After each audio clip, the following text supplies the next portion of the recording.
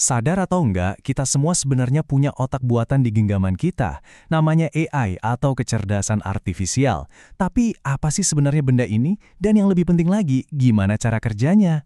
Nah, yuk kita bedah bareng-bareng dalam beberapa menit ke depan. Pernah nggak sih kamu heran? Kok bisa ya ponsel kamu kayak bisa baca pikiran? Tiba-tiba merekomendasikan video yang pas banget? Atau nemuin rute tercepat bahkan sebelum kamu mikir buat minta? Jawabannya cuma 2 huruf kok. AI. Ini mungkin kedengerannya kayak di film fiksi ilmiah ya, tapi AI itu bukan lagi teknologi masa depan. AI itu udah ada di sini, sekarang, dan udah jadi bagian penting banget dari hidup kita, seringnya tanpa kita sadari. Tiap kali kamu ngobrol sama asisten suara, nah itu AI yang lagi berusaha ngertiin omonganmu. Pas kamu pakai filter lucu di media sosial, itu AI yang lagi ngenalin wajah kamu. Dan waktu Spotify tiba-tiba ngasih playlist yang kamu banget, itu juga kerjaan AI yang lagi nebak-nebak selera musikmu.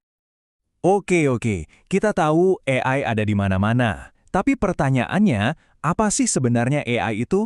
Yuk kita coba pahami definisinya dengan cara yang paling gampang. Intinya gini, AI itu adalah upaya kita buat menciptakan otak buatan.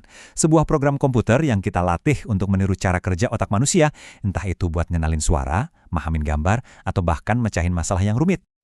AI yang kita kenal sekarang tuh nggak muncul gitu aja loh. Dia punya sejarah evolusi yang panjang dan menarik, di mana di setiap tahapnya dia jadi makin pinter. Perjalanannya itu dimulai di era simbolik, di mana AI pada dasarnya kayak robot yang cuma nurut banget sama aturan jika begini maka begitu. Terus ada lompatan besar, namanya machine learning. Nah di sini AI nggak lagi cuma dikasih aturan tapi dikasih data dan disuruh belajar sendiri buat nemuin polanya. Dan sekarang, kita ada di era deep learning yang terinspirasi dari otak manusia. Dengan jaringan syaraf tiruan yang berlapis-lapis, dia bisa belajar dari data super banyak buat kenalin pola-pola yang rumit banget. Nah, ini penting banget buat kita pahami. Nggak semua AI itu sama. Para ahli biasanya ngebagi AI jadi 3 jenis utama, tergantung seberapa jago kemampuannya. Perbedaan antar jenis AI ini krusial banget. Yang ada sekarang ini adalah ANI, atau AI lemah. Coba bayangin AI yang bisa ngalahin Grandmaster catur, tapi kalau disuruh mesen kopi dia bingung. Nah, itu ANI. Jago banget, tapi cuma buat satu hal. Sementara itu, AGI yang pintar kayak manusia dan ASI yang super jenius, itu buat sekarang masih ada di ranah fiksi ilmiah atau ya setidaknya tujuan di masa depan. Jadi, ini poin yang paling penting buat diingat. Setiap AI yang kita pakai hari ini, tanpa terkecuali, itu adalah ANI, alias AI lemah. Mereka itu alat yang canggihnya luar biasa untuk satu tugas spesifik. Mereka belum bisa berpikir, menalar, apalagi berkreasi sebebas manusia. Belum.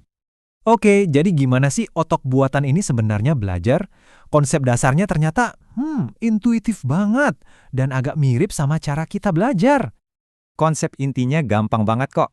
Sama kayak kita butuh makanan buat energi dan tumbuh, AI itu butuh makanan juga buat belajar dan jadi lebih pintar. Nah, makanannya itu adalah data. Makin banyak data yang dia makan, makin jago dia belajarnya. Prosesnya ada 3 langkah. Pertama, masukan. Kita kasih dia data segunung-gunung. Kedua, pelatihan. AI mulai mencerna data itu diulang-ulang buat nemuin pola-pola tersembunyi.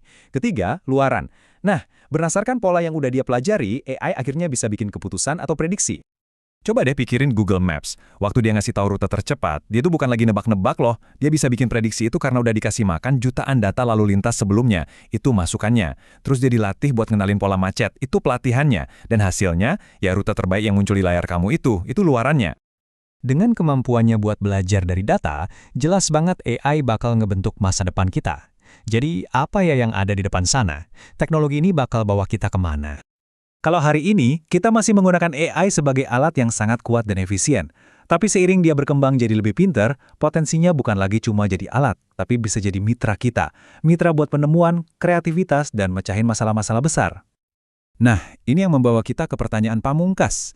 Seiring kita terus mengembangkan AI, kita bukan cuma menciptakan alat yang lebih baik, tapi mungkin juga sedang menciptakan mitra, atau bahkan penerus. Jadi pertanyaannya tetap sama. Kalau suatu saat nanti mesin ini beneran melampaui kecerdasan manusia, terus apa? Apa langkah kita selanjutnya?